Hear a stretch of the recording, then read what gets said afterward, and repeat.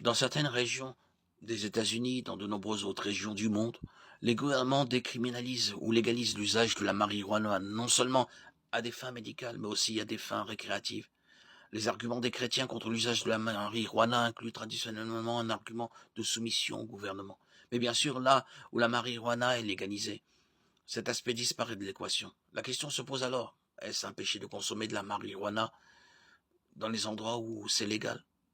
Dans les cas où l'usage récréatif de la marijuana est légal, deux problèmes principaux devraient empêcher les gens d'en consommer. Le premier est l'impact de la marijuana sur la santé physique. Une étude récente du journal des neurosciences démontre que même une consommation occasionnelle de marijuana modifie le cerveau et peut entraîner une maladie mentale. Le fait que des enfants soient hospitalisés en raison d'une exposition accidentelle à la marijuana démontre également le risque pour la santé. La deuxième raison pour laquelle il faut éviter la consommation récréative de marijuana est le fait que la marijuana crée une dépendance.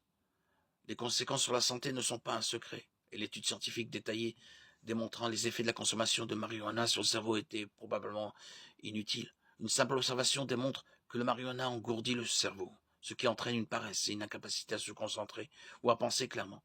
Le soulagement de la douleur que la marijuana procure à de nombreuses personnes est le résultat de cet effet engourdissant.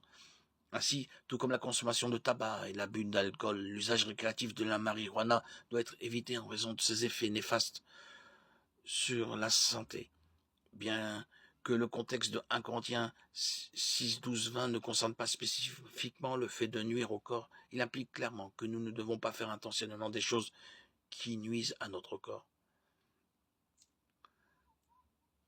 Tout m'est permis, mais tout n'est pas utile. Tout m'est permis, mais je ne me laisserai dominer par rien. La nourriture est pour le ventre et le ventre pour la nourriture. Or, Dieu détruira l'un et l'autre. Le corps n'est pas pour l'immoralité sexuelle, mais pour le Seigneur pour le corps.